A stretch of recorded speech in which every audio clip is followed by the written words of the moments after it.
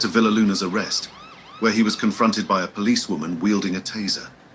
Footage from the scene shows Villaluna surrendering, his hands covered in blood. Meanwhile, emergency services attended to Jovi, who was later taken to Royal North Shore Hospital for surgery to treat her wounds, including a punctured sternum. Nothing could be done for Keith Collins. He succumbed to his injuries. Keith was described as a generous and well-liked individual who significantly impacted those around him. He was the managing director of Elite Packaging Solutions, a company based in West Gosford. Beyond his business endeavors, he was deeply involved in community sports, having served as the president and junior coach of the Terrigal Wamberal Sharks Junior Rugby League Club. His commitment to the club extended beyond coaching, as he often employed young players at his business and sponsored various local teams. Friends and former club members remembered him as a man full of life who treated everyone like family and always motivated the young players to give their best both on and off the field. His tragic death has left a profound void in the lives of his family, friends, and community.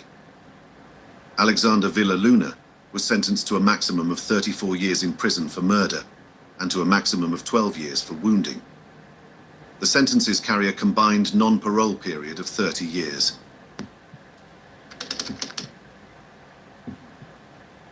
On July 29, 2012, Wariena Wright from New Zealand arrived in Australia for a 2-week holiday and to attend a wedding. At 26 years old, Wariena was a beautiful young woman with her whole life ahead. But Wariena's life ended under mysterious circumstances after a seemingly normal encounter with a man she'd met on Tinder took a dark turn.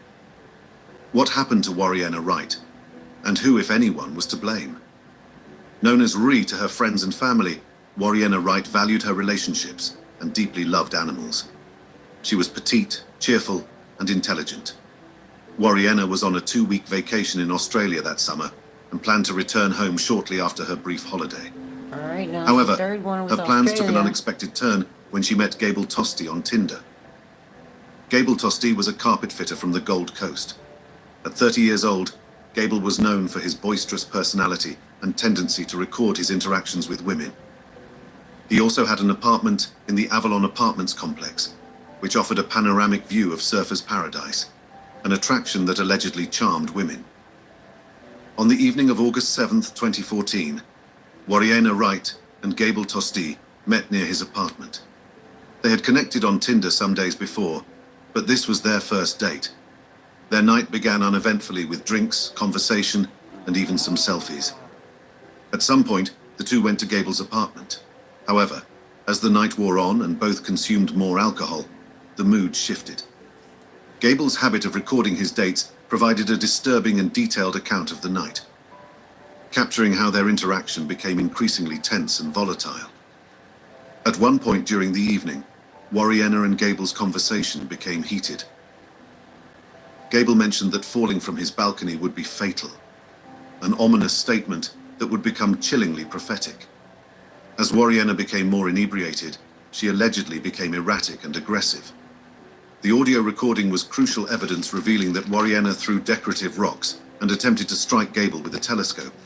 Gable's response was to restrain her physically. Sometime after midnight on August 8, 2014, Gable decided to lock her out on the 14th floor balcony, a decision that would later prove to be fatal. The recording captured a violent struggle, with Wariena Wright screaming in panic and pleading to be let back inside. Gable Tosti, however, refused to open the door, effectively trapping her on the balcony. At one point, he threatened her, saying she was lucky he hadn't thrown her off the balcony. The audio continued to capture her desperate cries to be let inside, muffled through the glass door that separated them. The recording became silent shortly after that, except for faint screams in the background. Bob works for a company that's using NordLayer's new solution, Cloud Firewall. He can now easily secure his organization network and manage employee access to hybrid resources. The company's CEO, Bobby, can smoothly access the financial reports. System administrators like Bob can securely access all IT assets, while the new intern, Paul, only needs safe access to the internet. And this guy? Well, this intruder doesn't belong in our network.